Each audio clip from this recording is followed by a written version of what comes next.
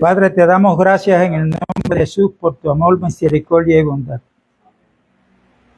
Te alabamos porque tú eres bueno, porque para siempre es tu misericordia. Gracias por este día que nos has dado. Y gracias por el cuidado que tienes de tu pueblo, Padre. En estos momentos te damos gracias por Cano, que está viendo el obrar tuyo en el cuerpo que está allí. Pero tú estás con él porque él es hijo tuyo. Y oramos también, Padre de la Gloria, por la iglesia que tú estás levantando en el pueblo de Irán, donde ahora están en guerra. Pero allí hay creyentes que han creído en Cristo Jesús, son parte de tu iglesia, la cual Cristo compró con su sangre. Igualmente en Israel, en Estados Unidos, a nivel mundial. Oramos por los tuyos, Padre, por la iglesia y por aquellos que están fuera de tu redil, Padre, que los que ya han creído sean el testimonio vivo para que tú sigas añadiendo a la iglesia los que han de ser salvos. En el nombre de Jesús. Amén.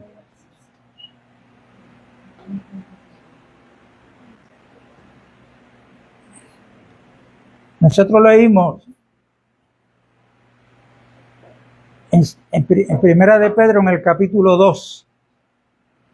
Estábamos hablando, ya va 2 reuniones y esta 3, del sacerdocio universal de Cristo, que es la iglesia.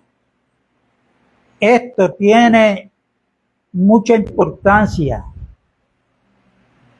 porque el sistema religioso, cuando una vida se convierte a Cristo, lo llevan a que se haga miembro de la iglesia o de esa congregación donde él comenzó.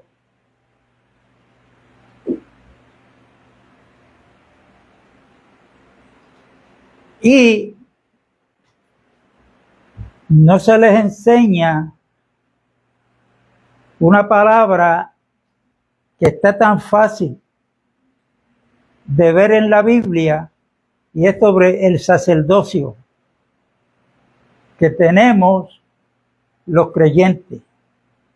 Y aquí Pedro dice, en Primera de Pedro capítulo 2 y verso 9, mas vosotros sois linaje escogido, real sacerdocio. Esa palabra linaje, lo que debemos de interpretar de esa palabra es que somos de la línea del verdadero sacerdote y sumo sacerdote, que es Cristo Jesús.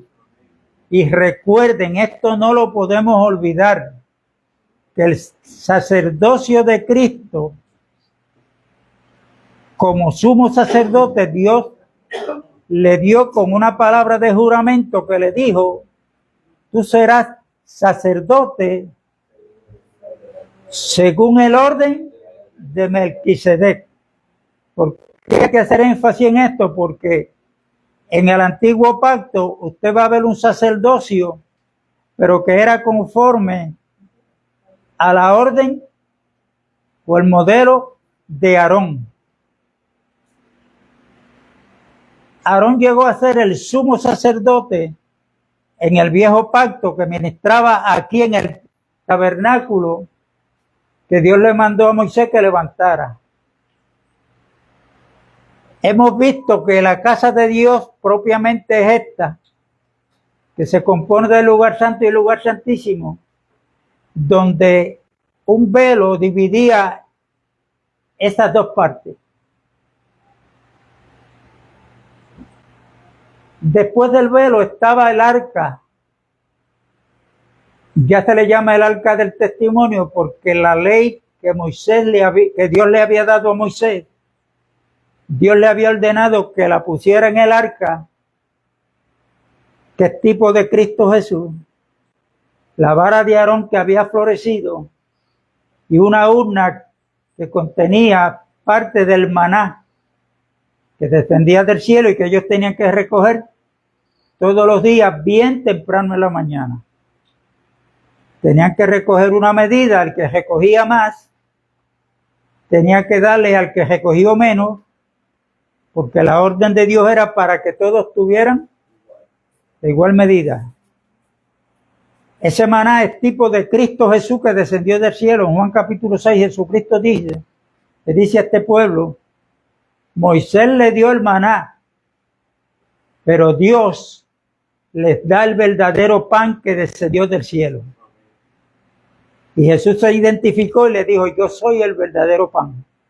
O sea que aquel pan que ellos recogían temprano en la mañana, que bajaba sobre el rocío del monte del Mon, ese rocío es tipo de la gracia de Dios, donde Jesucristo, que es el verdadero pan, vino lleno de gracia y de verdad.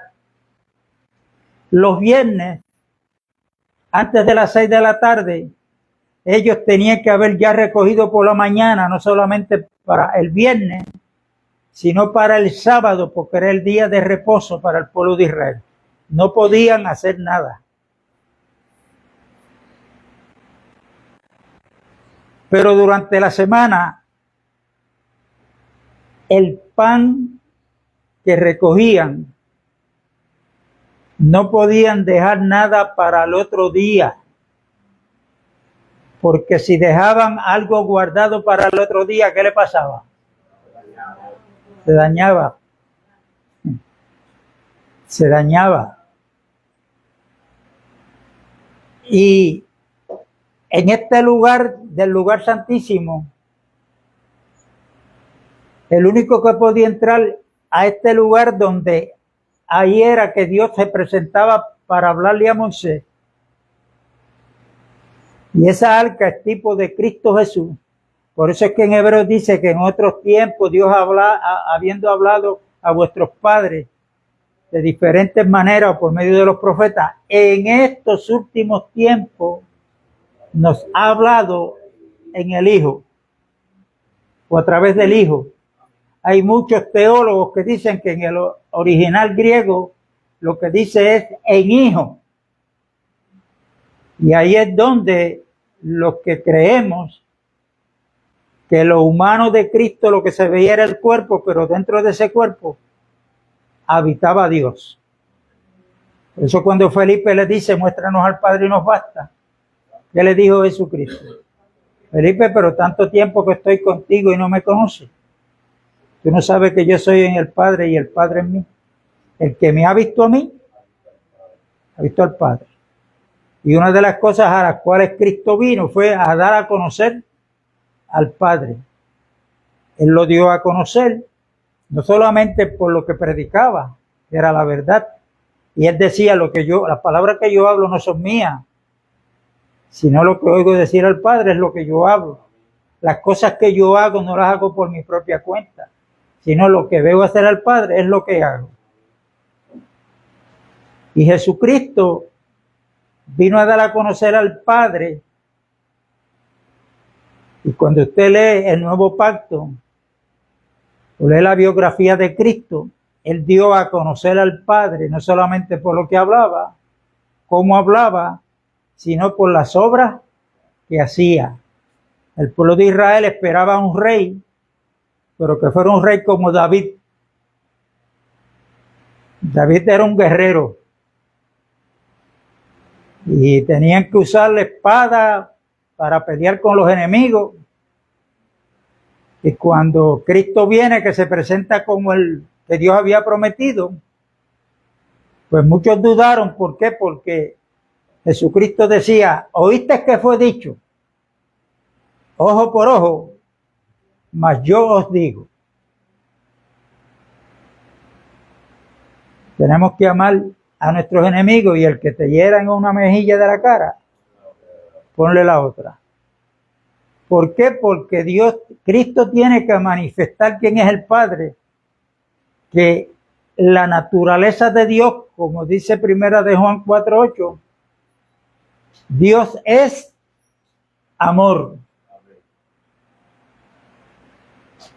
Dios es amor, porque de tal manera amó Dios al mundo, que dio a su Hijo. ¿Dónde lo dio? No solamente que nació de una virgen, sino que tuvo su ministerio terrenal hasta que fue a la cruz, donde ya sabemos que de 12 del día a 3 de la tarde, Dios lo hizo pecado, como dice 2 Corintios 5:21, aquel que no conoció pecado. Por nosotros Dios lo hizo pecado para que nosotros fuéramos, los creyentes, la justicia de Dios en Cristo. ¿Ok? Entonces, por eso muchos no entendieron a Cristo, porque un rey, por eso es que la palabra de la cruz, que era predicar el evangelio, para los griegos era locura. ¿Cómo que un rey que dijo que era rey se dejó matar? Y como le dijeron algunos, tú que salvaste a otros, sálvate a ti mismo, le dijo uno de los que estaba crucificado, y sálvanos a nosotros, porque no entendían el plan de Dios. Y no se puede culpar a este público, a esta gente que está en ese tiempo. Tenemos que pensar que en el tiempo de hoy, lamentablemente, hay muchos, pero muchos, que no conocen el plan de Dios. Cómo Él se fue dispensando a través de los tiempos hasta lograr venir en la persona de Cristo para salvar al hombre que se le había perdido y para restaurarlo y establecer lo que Dios se había propuesto en la eternidad pasada.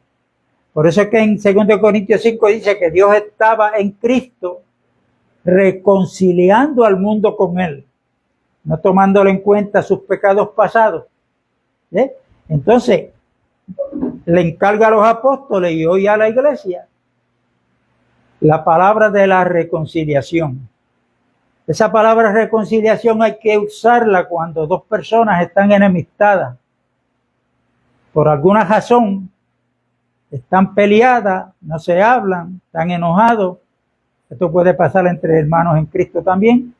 Ahí es donde se aplica la palabra que dijo Cristo, una de las bienaventuranzas: bienaventurados los pacificadores, porque Cristo vino a traer paz, porque Él es el príncipe de paz. En una Él dijo también, Mateo, yo no vine a traer paz a la tierra. Entonces, ¿en qué quedamos? Vine a traer disensión. Fuego vine a echar a la tierra y ya está encendido. Cristo, por eso es que hay que tener cuidado, ¿verdad? Cuando se lee la Biblia, de no leer un versículo y quedarnos ahí, sino buscar. Cristo vino a traer paz, pero más sin embargo, Él dice que no vino a traer paz. ¿Por qué? Porque como dice Pedro, Cristo vino a ser piedra de caída para muchos y piedra de levantamiento para otros. O sea, los que creemos en Cristo, pues Dios nos ha levantado de donde estábamos muertos en delitos y pecados. Pero lamentablemente hay muchos que no creyeron, que no creen y que no van a creer. Y es bueno hacer un paréntesis aquí para advertir, hermano, por el mero hecho de que nosotros nos congreguemos y que muchos se están congregando hoy a nivel mundial en diferentes congregaciones. Eso no es el sello de nuestra salvación. No es. Tenemos que congregarnos. Pero lamentablemente hay muchos que se están congregando en diferentes lugares, que creen en Jesucristo, que creen que Cristo murió, que resucitó de los muertos. ¿Por qué yo me atrevo a decir que cogen peligro? Porque la salvación que Dios nos ha dado en Cristo, que nos ha justificado por la fe, como dice Romanos 5:1, no es la meta de Dios para nosotros. Es el medio para Él llevarnos a la meta que Él tiene. ¿Cuál es la meta de Dios para con nosotros? Conformarnos a la imagen de Cristo Jesús. Y esto de conformarnos es un proceso. Y hay muchos a nivel mundial que sí creen en Cristo, que se van con Él cuando venga, pero quien domina en sus vidas no es Cristo, es el yo. Porque no quieren someterse, no quieren desaparecer para que sea Cristo el que se manifieste a través de ellos.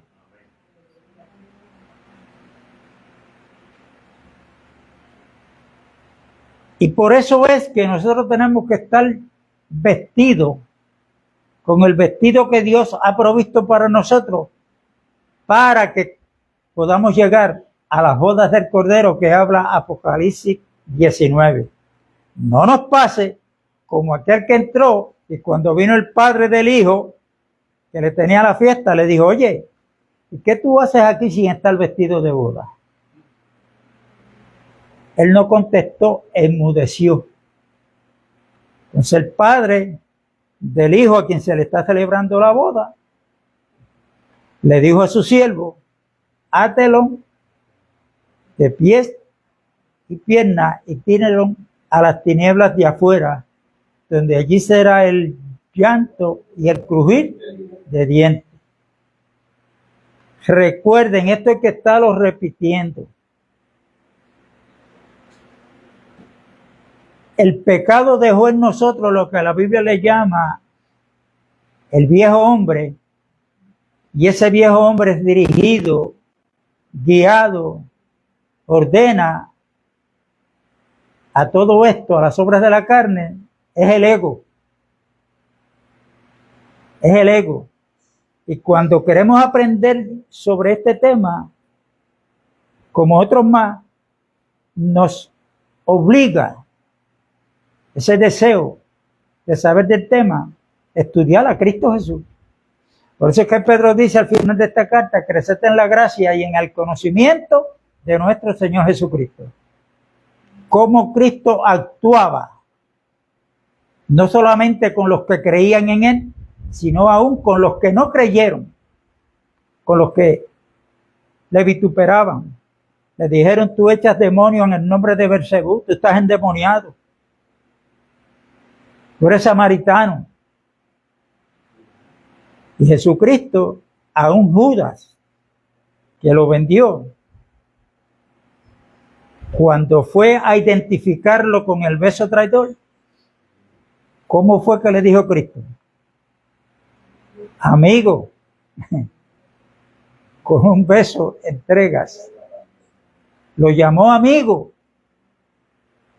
Y antes de eso, él le había dicho a los discípulos, que los nombró apóstoles: ya no los voy a llamar siervos, los voy a llamar amigos, porque el siervo no sabe lo que hace su señor, pero el amigo sabe todo relacionado con su amo. Y aún a Judas, cuando lo fue a entregar, le llamó amigo. Lo sentó al lado cuando participó de la última Pascua con los judíos. Y el primero que le dio del pan que él mojó en el plato fue a Judas.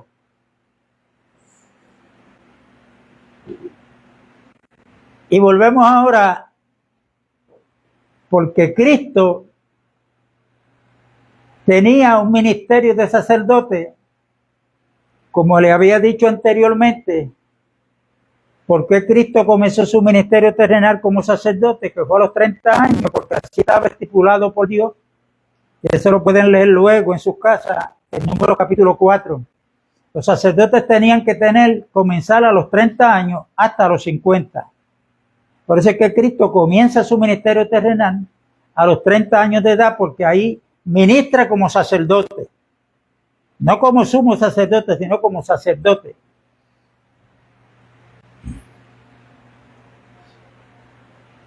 Por eso los que escudriñan la Biblia se van a encontrar que en el lugar santo estaba el altar del incienso. Eso era un perfume que había que prepararlo según a las órdenes que Dios le había dado a Moisés. Ahí no se podía llevar otro perfume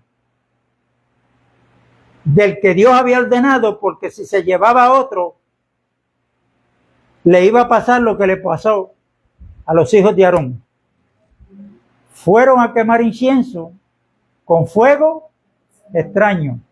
Las brasas que estaban aquí en el altar del sacrificio, para que el altar del incienso se mantuviera encendido, había que sacar brasas de aquí para ponerlos acá.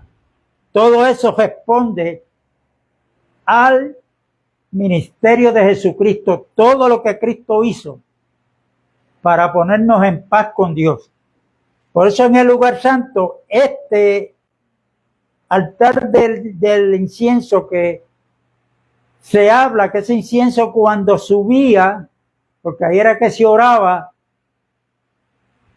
si se oraba conforme a la voluntad de Dios, los sacerdotes, el incienso que subía le era olor grato a Dios. O sea, esas oraciones eran recibidas. Por eso Pablo en 2 Corintios 4 dice, refiriéndose a él en su tiempo, nosotros somos para Dios olor fragante, tanto para los que se pierden como para los que se salvan.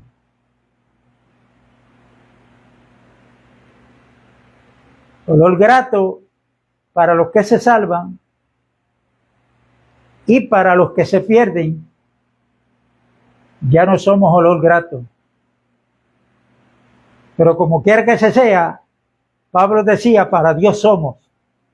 ¿Por qué? Porque ellos se convirtieron de verdad a Cristo, nacieron de nuevo, estaban siendo dirigidos por el Espíritu Santo, no solamente recibiendo lo que ya tenían mientras estaban aquí en el campo terrenal, sino con la esperanza viva de que había una herencia incorruptible, que Pedro es el que nos habla de eso, incontaminada, reservada en los cielos, para aquellos que aman a Dios y perseveramos hasta el fin. Hay una herencia incorruptible. Y aquellos que estudian la Biblia van a encontrar que este altar del incienso está frente al velo que cubría el lugar santísimo. Las oraciones había que hacerlas desde acá. Pero cuando usted lee el libro de Hebreos, usted va a encontrar que este altar que estaba antes del velo, ahora está dentro, frente al arca del testimonio. ¿Por qué? Porque Hebreos ya nos habla del sacerdocio inmutable de Cristo y que ahora Cristo entró al lugar santísimo en los cielos para ejercer como sumo sacerdote. Ahora Él está intercediendo por nosotros los domingos. ¿Cómo? Día y noche. Una intercesión que Él está haciendo como sumo sacerdote por nosotros. Nosotros tenemos que tener claro, Y los sacerdotes eran personas de la tribu de Leví. El pueblo de Israel estaba dividido en 12 tribus, pero solamente los de la tribu de Leví era que podían ejercer el sacerdocio. Los hijos de Aarón eran los que podían ser sumos sacerdotes. ¿Por qué? Porque los sacerdotes que ministraban en la casa de Dios, que era el tabernáculo, eran hombres mortales y por eso tenían que tener sustitutos. Pero nuestro sacerdote y sumo sacerdote no necesita sustitutos porque Él vive para siempre. Él es desde la eternidad hasta la eternidad. ¿Ok?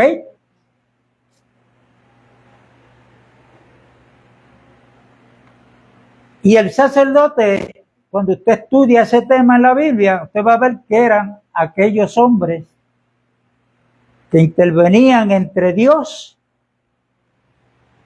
y el hombre. Todo el servicio, desde aquí, todo, era a favor del hombre, de la humanidad que estaba caída. El altar del sacrificio, luego les tenía la fuente del agua que los sacerdotes tenían que para poder ministrar en el lugar santo tenían que lavarse las manos y los pies. Mientras nosotros estemos aquí en este mundo,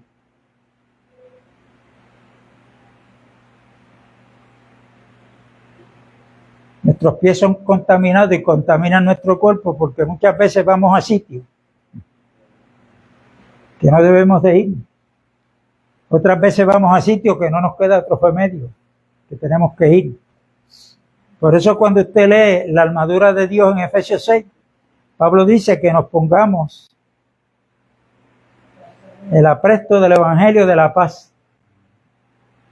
Vamos confiadamente a donde tengamos que ir, pero siempre vamos a ir caminando, pero llevamos algo dentro de nosotros, que es un tesoro que está puesto en vasos de barro. Eso es lo que somos. Pero dentro de nosotros hay un tesoro.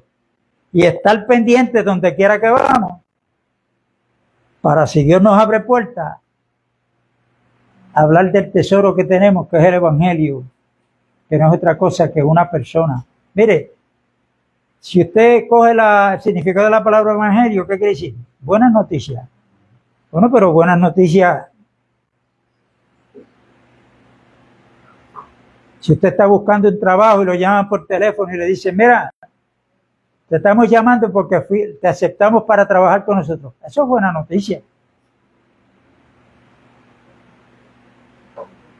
Si Elisa me llama a mí, que vengo de tal sitio a las 3 de la tarde, ella me llama y dice, mira, ya la comida está hecha. Eso es buena noticia. Pero esa buena noticia no me trae salvación. Lo que quiero decir es que el Evangelio de Dios es Cristo Jesús, es una persona. Por eso es que Pablo dice en Colosenses que Cristo es el todo en todo. Pablo dice a los romanos en el capítulo 1, versos 16 y 17, yo no me avergüenzo del Evangelio. ¿Por qué, Pablo? Porque es poder de Dios para salvación para todo aquel que cree primeramente al judío y después al griego. Porque en el Evangelio la justicia de Dios se revela por fe y para fe. Para que como está escrito, mas el justo por la fe vivirá. Y cuando Pablo dice que el Evangelio es poder de Dios, ahí en 1 Corintios 3 dice que Cristo es poder de Dios. Poder de Dios. Los ángeles, el ángel le dijo a los pastores que le traía buenas noticias. ¿Cuál es? Bueno, que en Belén de Judea ha nacido. ¿Quién nació allí? Cristo el Salvador. Ese es el Evangelio. Ese es el tesoro que tenemos, que está habitando en estos vasos, en estas vasijas de barro. Ahora, si usted quiere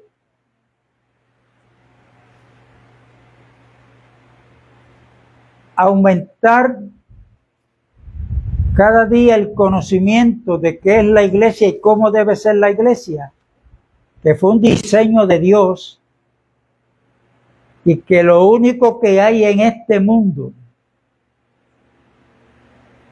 que tipifica lo que es Cristo en la iglesia es el matrimonio entre un hombre y una mujer. Me estoy refiriendo a matrimonios creyentes. Esto lo dice Pablo en Efesios capítulo 5. Y cuando hay las bodas del Cordero, es porque el padre le está presentando a su hijo la novia, la cual ha de ser la esposa de Cristo. ¿Y quién va a ser la esposa de Cristo? Pues la iglesia. La iglesia. La iglesia. pero para participar de esa cena que el Señor tiene y de esas bodas con nuestro novio por ahora que es Cristo, tenemos que estar vestidos de boda. Y como le dije, esto es bueno repetirlo. Hay muchos a nivel mundial, creyentes, pastores, que están más preocupados por lo que está pasando en Israel que por lo que está pasando en la iglesia. Hay unas creencias que no dejan de hablar de ellas.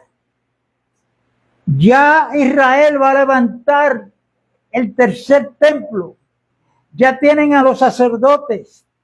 Tienen la vaca roja. Ya los preparativos están.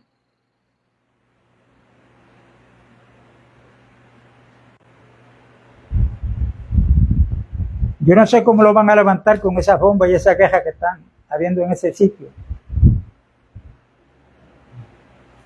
Cuando nosotros los creyentes, de lo que debemos de estar interesados día y noche, es por la edificación de la iglesia. Esta casa de Dios tenía 2 compartimientos, pero cuando Cristo muere, ¿qué pasó con el velo? Se rasgó de arriba abajo. Lo que quiere decir es que al Cristo entrar al lugar santísimo como sumo sacerdote, con la sangre que clama mejor que la de Abel, y él como la víctima y el ofrendante, porque Cristo es todo. Dios acepta su sacrificio, su sangre, y Cristo está en el lugar santísimo. No tuvo que salir como tenía Aarón que salir de ahí.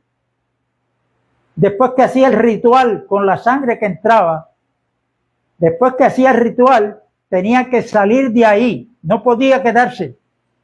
Y Aarón entraba ahí una vez al año. No era todos los domingos ni todos los días, una vez al año. Y cuando entraba ahí, dice el libro de Hebreos, que el pecado de la humanidad no había sido quitado, sino simplemente ocultado, pero estaba. El único que quita el pecado se llama Jesucristo. Cuando Juan lo identificó, he aquí el Cordero de Dios que quita el pecado del mundo. Y por cuanto Cristo quitó el pecado para los que hemos nacido de nuevo, sería bueno que aprendamos, si es posible de memoria, el capítulo 10 de Hebreo. Que ahora podemos entrar, que podía entrar ayer el sumo sacerdote, pero ahora, como nuestro sumo sacerdote es Cristo, por lo que Él hizo, dice que ahora nosotros podemos entrar al trono de la gracia, que es el lugar santísimo, donde está el trono de Dios, por el camino nuevo y vivo que Cristo nos abrió por su sangre preciosa. Usted no trate de entrar a la presencia de Dios porque usted acaba de terminar un ayuno de 10 días. Porque ya está tratando de entrar por algo que usted ha hecho. Y ahí a esa presencia de Dios para encontrar gracia y favor para el oportuno socorro, se puede únicamente entrar creyendo que Jesucristo entró como sumo sacerdote y que por su sangre Él nos abrió un camino nuevo y vivo. Por ahí no pueden entrar muertos, porque si el camino es vivo, pues por ahí caminan los vivos. Y ese camino vivo nos habló y dijo en Juan 14, yo soy el camino, la verdad y la vida. O sea que es por Cristo que tenemos que ir y por lo que Él hizo. ¿Ok? Entonces, si nosotros somos el real sacerdocio ahora, nosotros tenemos que entonces mirar y ver cómo están las cosas a nivel mundial dentro del pueblo llamado evangélico. Cuando usted le pregunta a muchos creyentes de otras congregaciones, bueno, ¿cómo tú ves las cosas en la iglesia? La iglesia está dividida. Muchos me han aceptado, claro que sí, pero siguen ahí, fomentando y creyendo lo que le están enseñando que es falso, y muchos saben que no es verdad. Muchos predicadores se sacan los mensajes de la manga, como se dice, porque no tienen nada de bíblico, de enseñanza. Y Jesús, cuando mandó a los apóstoles, no fue a predicar. Número uno tenían que modelar. Porque como me envió el Padre, así yo los envío a ustedes. Y Cristo vino a modelar, a darnos ejemplos, cómo debemos de ser. Y cuando Él manda a los apóstoles a que lo modelaran, pero cuando usted lee Mateo 28, verso 18 en adelante hasta el verso 20, Jesús le dijo: toda potestad me es dada en el cielo y en la tierra, por tanto vayan y hagan discípulos a todas las naciones, bautizándolos en el nombre del Padre, del Hijo y del Espíritu Santo. ¿Y qué dice el verso 20? Enseñándoles a que guarden todas las cosas que yo os he mandado. La enseñanza, Jesucristo predicaba a las multitudes, pero aquellos que Él iba a nombrar apóstoles, le dedicó tiempo no predicándoles, enseñándoles verbalmente y Él modelándoles. Hoy hay dos cosas que están hundiendo a la humanidad. Es el engaño del poder y el engaño de la riqueza. Pero cuando los discípulos le dicen a Cristo, porque llevaban una conversación, ¿cuál de ellos iba a ser el mayor en el reino de los cielos? Y como Cristo es Dios, antes que salga la palabra de la boca de uno, ya la conoce. Y le dice: ¿qué caviláis en vuestros corazones? El que quiera ser el mayor en medio de ustedes, ¿cómo le terminó diciéndole? Hágase el servidor de todos. Quiere decir que la autoridad no se impone. La autoridad espiritual se gana dando un ejemplo de humildad primeramente, como dijo Pedro, Cristo, aprendan de mí que soy manso y humilde de corazón. Por eso cuando Cristo hablaba, muchos decían: wow, pero habla como quien tiene autoridad, no como los escribas y fariseos. Y esa autoridad no era que él gritaba mucho, era que simplemente las palabras que salían de Cristo, como él lo que hablaba era lo que el Padre le daba para que hablara, pues el respaldo lo tenía del Padre. Esa autoridad emana, la autoridad espiritual emana de la fuente que es Dios.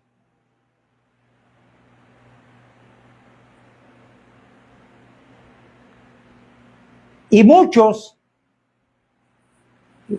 el engaño del poder, pues los tiene engañados. Le voy a poner un ejemplo terrenal. ¿Cuántas oportunidades le dio Trump a Maduro para que se fuera a disfrutar de sus riquezas a otro sitio y abandonara a Venezuela? Hoy está preso. ¿Por qué? Porque no quiso coger el consejo. ¿Por qué? Porque él está en un sitio de autoridad. El dinero que tiene y la autoridad que tiene sobre todos los demás lo engañó. Ahí está ahora llorando en una cárcel. Y los que quedan también le dijeron que se fueran para otros lados, pero no quieren. ¿Dónde van a morir? En la cárcel también.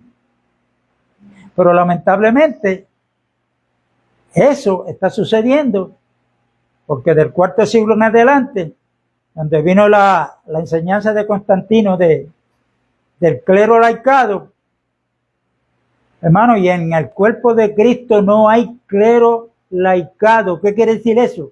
El clero es los que están en la silla sentados acá. Y los laicos son aquellos que están sentados allá. Eso no existe en el cuerpo de Cristo. No está en el diseño de Dios. Todos somos sacerdotes, todos los que hemos nacido de nuevo. Y estamos como casa de Dios para servirnos los unos a los otros con el vínculo del amor. O sea, vistiéndonos de amor, como dice Pablo a los Colosenses, que es el vínculo perfecto, el que nos une. Cuando Pablo fue por segunda vez a Jerusalén, que allí se encontró con Pedro y con Juan, después que lo escucharon, dice que Pedro y Juan le dieron las manos en señal de compañerismo. Y Pablo dice que lo que recibió fue un consejo, una palabra de consejo de parte de Pedro y Juan. ¿Y cuál fue esa palabra, Pablo? La palabra de consejo fue que no olvidaran a los pobres. Pablo dice, lo cual me he propuesto de ponerlo en práctica. Los pobres. Cuando usted quiere ver cuál es el diseño de Dios para la iglesia, comienza a leer el libro de los Hechos. Así de sencillo. Dios iba añadiendo a la iglesia a los que iban a ser salvos.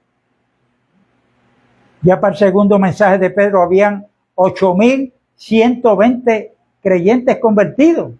¿Sabe lo que es eso? Y a cuál de los apóstoles usted los oye decir, bueno, hay que comprar un terreno, hay que edificar un edificio. Eso no se ve, usted no va a ver eso en el libro de los Hechos. Lo que usted va a ver en el libro de los Hechos, en el capítulo 17, es que cuando Pablo estaba en Berea y vio a aquella gente que estaba hundida en la idolatría,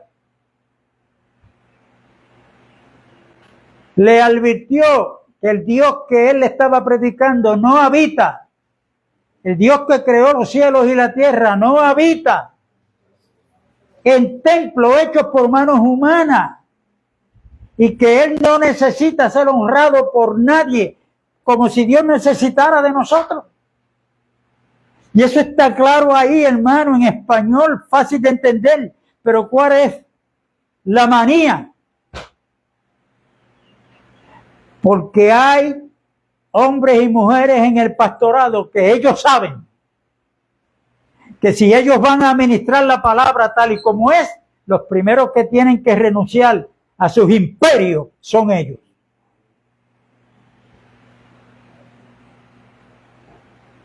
Cuando Pablo escribe a los tesalonicenses, le dice que no se cansen de hacer el bien, principalmente a los de la familia de la fe. O sea, nosotros nos tenemos que preocupar los unos por los otros, claro. Nosotros estamos viviendo en un tiempo que no es el tiempo donde la iglesia comenzó. Pero las órdenes del Señor son las mismas. Para aquellos y para nosotros hoy.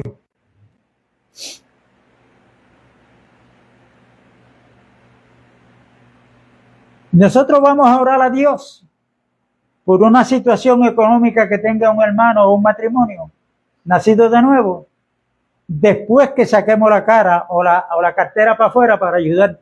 Después vamos a orar dándole gracias a Dios, la gloria y la honra, porque nos ha permitido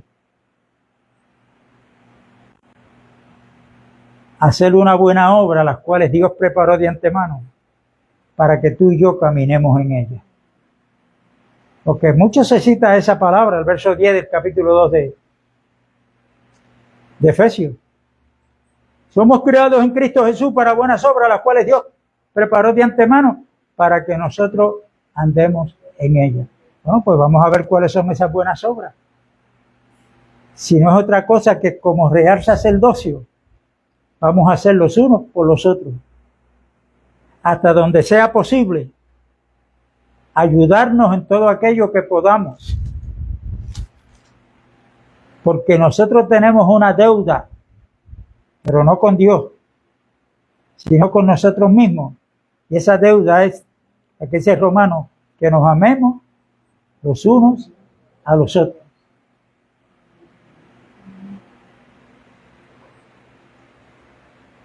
Muchos pues se están dejando llevar por la manifestación de dones. Yo soy de los que creo que los milagros no han pasado porque cuando surge un milagro, quien lo da es Dios, quien lo hace es Dios. Y Dios no ha pasado, Dios está, Dios es eterno. Pero nosotros tenemos que tener cuidado porque, por ejemplo, Lázaro, ¿cuántos días llevaba de muerte? 4, ¿verdad? ¿Cristo lo resucitó, sí o no? Ahora, después que Lázaro fue resucitado por Cristo, después, ¿murió o no murió? Esas son cosas temporeras. Los leprosos que el Señor sanó, fueron sanos, claro que sí, pero murieron. Lo que Él les dio a la vista, Saqueo y toda esa gente, murieron. Porque son cosas temporeras. El Señor quiere que si hemos nacido de nuevo, si hemos resucitado con Cristo, busquemos de las cosas de arriba, donde está Cristo sentado a la diestra de Dios. Que no pongamos la mirada en las cosas que perecen, que son las terrenales.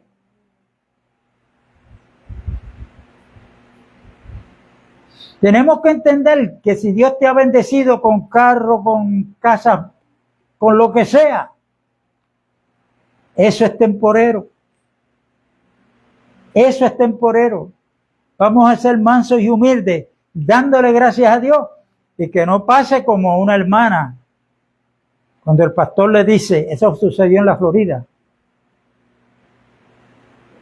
Hermano, vamos a comenzar las reuniones en los hogares.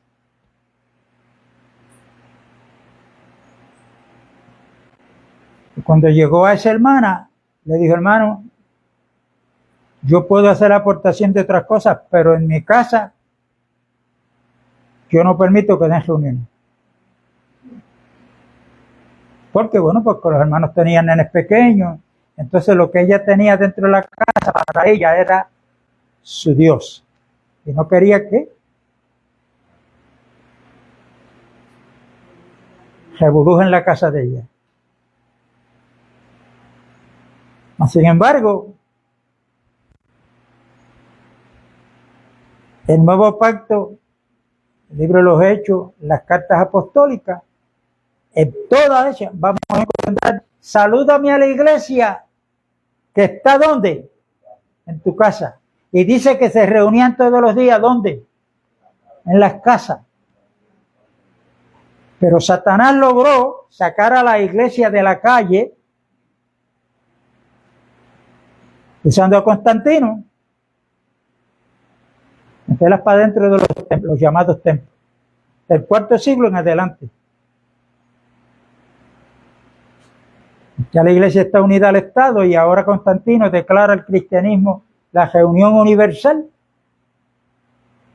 Y él mismo, para mantenerse en su liderato político, se congració con los llamados cristianos. Habían gente que supuestamente se congregaba, pero no había la palabra arrepentimiento, no había nuevo nacimiento. Simplemente, por cuanto tú naciste en el planeta Tierra, ya tú eres cristiano. Y él mismo tuvo un tiempo dedicando de su poderío, tanto económico como emperador, edificándole templo a los cristianos. Los cristianos de ese entonces, ya los apóstoles habían muerto, cayeron en la trampa, pero la idea se sigue practicando hoy en el siglo que estamos viviendo ya. Van más de 2000 años de esto. Y de ahí, eso lo que ha formado es lo que Apocalipsis 18 habla, Babilonia la Grande. ¿Qué significa Babilonia? Confusión. Entonces hay un llamado en el capítulo 18 de Apocalipsis. ¿Cuál es ese llamado de parte de Dios? Sal de en medio de ella, pueblo mío, porque si no te sales, vas a participar del castigo que le viene a ella. Entonces, ¿cómo que tengo que salir de ella? Eso tiene que ver con lo que se está practicando, hermano. Y por eso es que en las reuniones del llamado pueblo cristiano, usted no ve una reunión y no puede decir que la guianza del Espíritu está, porque ya eso es un programa que está hecho. Y quien trae, según ellos, la manifestación del Espíritu, es que mientras más duro tocan los instrumentos, ahí hay una manifestación supuestamente del Espíritu y no entienden, porque no tienen discernimiento de Espíritu. Y hay que ver tanto disparate que está apareciendo. Por eso, cuando usted estudia la Biblia, usted va a ver que Dios termina ¿con qué? Con un pueblo grande numéricamente, pero termina Dios ¿con qué? Con un remanente. Elías le dijo a Dios cuando estaba huyendo de Jezabel: has matado a todos tus profetas y solamente quedo yo y me quieren matar. Y es que llévame. ¿Qué le dijo Dios? Te equivocaste. Yo me he reservado un remanente de 7,000 hombres que no han doblado sus rodillas de Baal. Si hoy nosotros tenemos una responsabilidad de hablarle de qué es el Evangelio y cuál es el diseño de Dios, es a los que se están congregando en muchos lugares.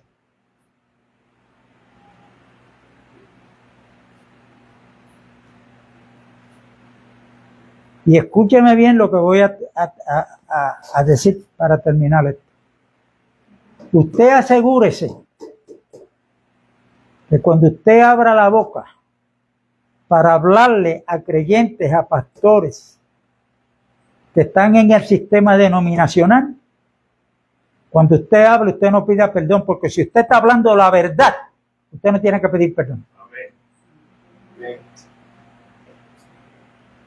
Usted lo que tiene es que sufrir por causa de la verdad, como dice Filipenses 1:29, que a vosotros se nos es dado no solamente que creamos en Cristo, sino que padezcamos por Él. Amén. Padecer por Cristo es por la verdad, que Él es la verdad. Amén. Y esta casita que está aquí donde nos congregamos, esto se hizo idea mía, esto no tiene planos ni nada. Pero la casa de Dios, que es la iglesia, tiene un diseño y lo dio Dios. Cuando Salomón fue a hacer el templo, que salieron de la tienda de campaña del tabernáculo al templo, Salomón hizo ese templo con piedras, de piedra. Pero escúcheme bien, las piedras que se usaron para el templo que hizo Salomón no le daban el diseño en el lugar de la construcción. Las tenían que traer ya con el diseño, era cuestión de ponerlas donde iban. Porque Dios prohibió que en la construcción de la casa donde iba a ser casa de oración para todas las naciones, no hubiera alboroto, ni de martillo, ni nada que tuviera que ver con el hierro. ¿Y por qué? Porque cuando usted estudia, el hierro era lo que se usaba para hacer armas de guerra. Cuando Saúl lo nombraron rey de Israel, dice que en el pueblo de Israel no había herrero, no había quien preparara las armas para la guerra. ¿Sabe lo que tenía que hacer el pueblo de Dios? Tenían que ir a sus enemigos, porque allí habían herreros para amolar el hacha y todo lo que necesitara ser amolado para que los enemigos. Mire eso. Y uno dice, pero ¿por qué eso está en la Biblia? Pero es que eso es lo que está pasando hoy, hermano. La mayor parte de lo que se llama iglesia está dependiendo no de Dios, sino de las cosas del mundo, del gobierno que gobierna la tierra.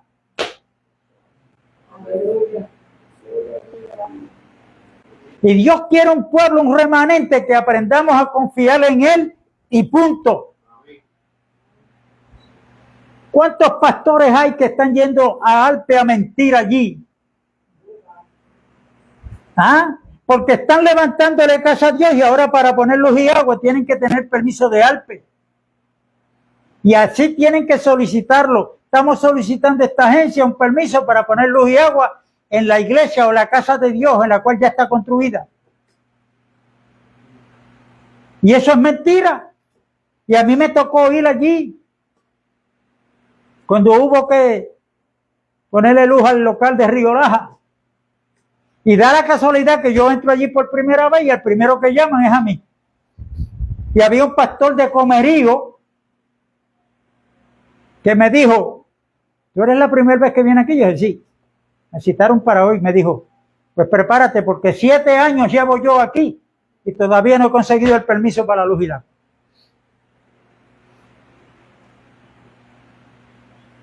Y cuando lo llaman a usted allí, hay uno sentado, eso parece como en un tribunal, como una grabadora, que todo lo que habla él y pregunta queda grabado y lo que yo voy a contestar queda grabado. Y allí me leyeron una solicitud, que yo que estaba solicitando un permiso de uso a Alpe para ponerle luz a la iglesia, yo esperé que él terminara. Yo le contesté de esta manera.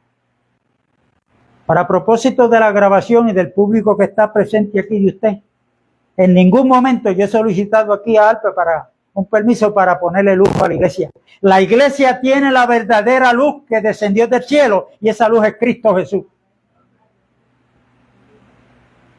Y cada vez que me mencionaban al local como iglesia o templo, ahí yo le contestaba por la palabra. ¿Qué pasó? Me encuentro con un inspector de Alpe y me dice, oye, Víctor, ¿sabes qué? Él estaba ya al jubilarse y me dijo, aquí nadie ha hablado como tú has hablado ahí en esa forma. Aquel llevaba 7 años y no había podido conseguir el permiso. Pero como yo le hablé la verdad a esa gente y quedó grabada, a los 10 días o los 11 días creo que fue, apareció el permiso de uso por correo. Aleluya.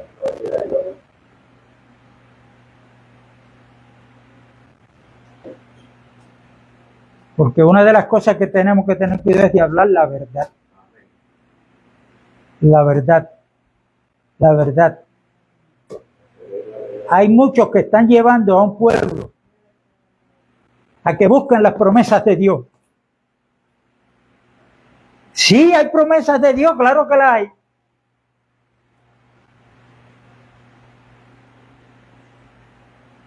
Pero 1 Corintios 1:20 dice que todas las promesas de Dios, no algunas, todas las promesas de Dios son en Cristo, sí, y nosotros tenemos que decir a eso, amén. O sea que para usted tener una promesa de las de Dios, usted tiene que estar en Cristo. Usted no puede ir fuera de Cristo a reclamar las promesas de Dios porque eso no es así. Y eso está en el diseño de Dios. Y eso tenemos que enseñarlo para entender. Si yo estoy en Cristo, ¿Ah? Entonces, ahora entiendo un poquito mejor, como dice Romanos 8, si Dios no escatimó a su propio Hijo, ¿cómo no nos dará con Él todas las cosas?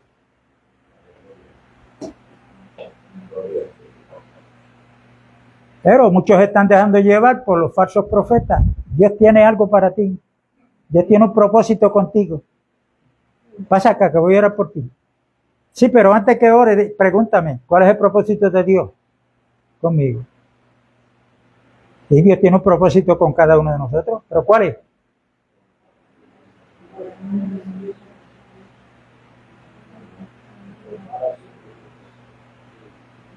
Ya le que le explique. Hermano, aquí estamos en el proceso de conformación. Cuando nos suceden cosas adversas, ponga su mente a caminar. No por qué, sino para qué. Y hay veces que nosotros no queremos a la buena ir desapareciendo para que sea Cristo en mí. Pero como el propósito de Dios es conformarnos a la imagen de Cristo, pues me va a permitir unas pruebas para que el yo desaparezca de mí y para que sea Cristo el que gobierne mi vida. Porque sí, todos anhelamos estar en la boda del Cordero, pero lamentablemente no todos vamos a llegar. Porque hay muchos que no van a querer ser conformados, no quieren morir al ego, no quieren morir a esas actitudes del viejo hombre. Tenemos que llegar a esa estatura, como dice en Efesios 4, hasta que todos lleguemos a la unidad de la fe, de la estatura del varón perfecto. Ese varón perfecto es Cristo Jesús.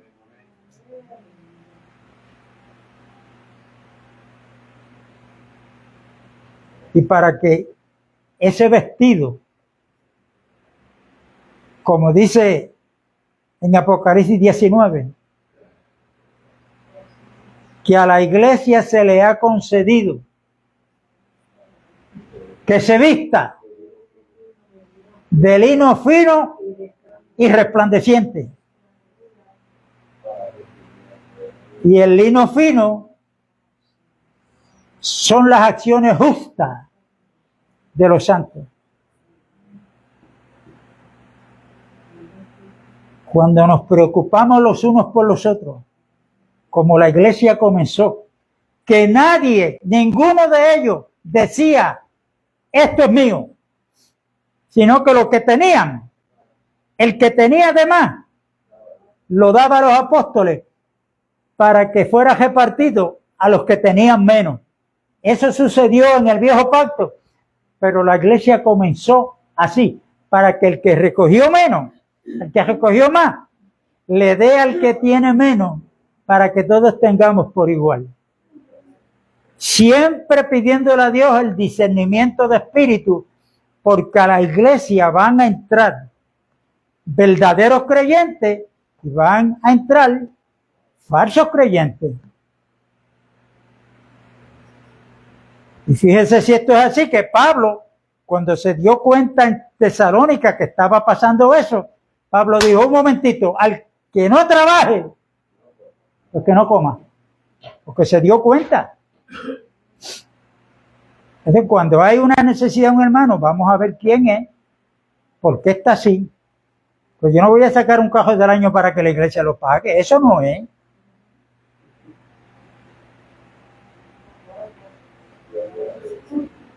El cuidado que hay que tener es que yo no venda lo que Dios me ha dado por gracia. Porque la iglesia no comenzó con pastores pagándole un sueldo.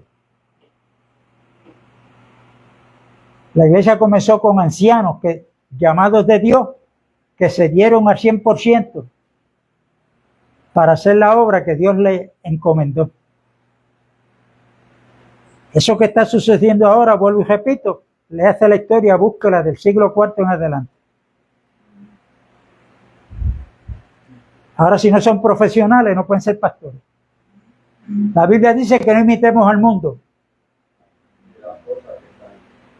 Entonces, en el mundo, cuando yo trabajaba de bombero, llevaba 20 años y la conversación de nosotros a veces era, oye, nos faltan 10. ¿Qué quiere decir que faltan 10? 10 para la jubilación. Porque este era el reglamento, ¿no? Y cuando yo me jubilé, el reglamento, la ley que había era de jubilación.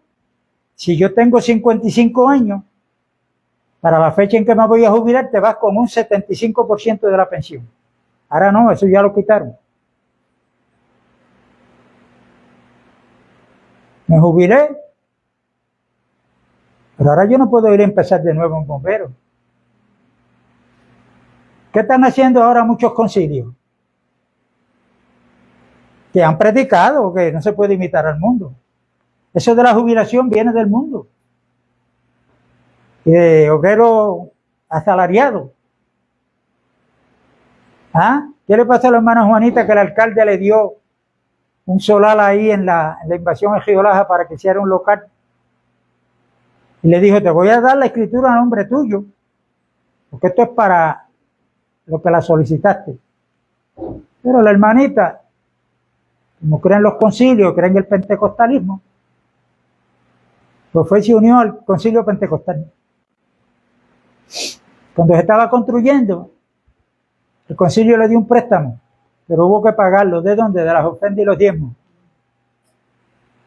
Y cuando ella cumplió los 62 años de edad, como allá en el concilio lo sabían, le llegó una carta que ella no podía ser pastora, que tenía que abandonar.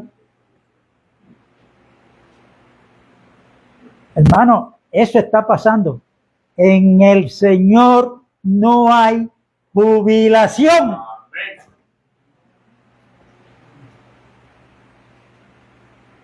Este es el diseño del... Y yo espero, yo creo, yo anhelo que nosotros, con otros más que Dios quiera añadir, seamos de ese remanente fiel. Que entendamos el diseño de Dios que tiene preparado. Y allí no se podía, en la construcción del templo de Salomón, usar herramientas porque no se permitía hacer alboroto.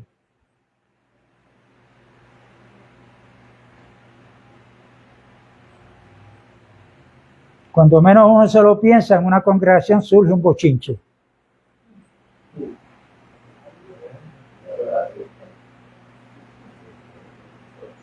Y a veces son bochinches feos.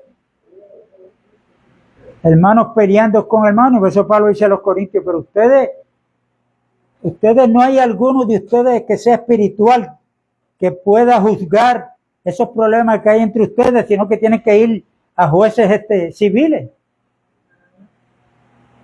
No es que no van a pasar cositas, pero si somos creyentes que hemos crecido espiritualmente, resolvemos el problema aquí.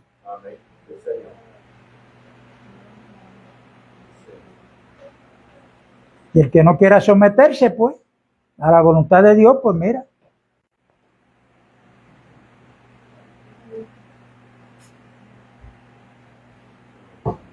Hay una amonestación fuerte. Es por segunda vez que Cristo menciona la palabra iglesia. Donde dice que si un hermano peca contra ti o hay algo, pues ves y habla con el hermano. Si él no te escucha, pues ves con 2 testigos, para que delante de 2 testigos o más cuente toda palabra. Si tampoco te escucha a ti con los testigos que lleva, dilo a la iglesia. Públicamente, dilo a la iglesia. Para que esa persona que no quiere someterse se abochorne, se vaya. Que no se quiere someter. Y ahí es donde Cristo dijo, Porque donde están dos o más congregados en mi nombre, estoy yo. Y ese texto lo están usando para donde hay dos, no importa que tengan una baja o estén jugando o estén peleando, boxeo, qué sé yo. Pues. Usted no ha visto a muchos boxeadores que dándole gracias a Dios porque por poco mata al otro. Y hay muchos creyentes que se creen que Dios lo ayudó a que le diera duro al tipo.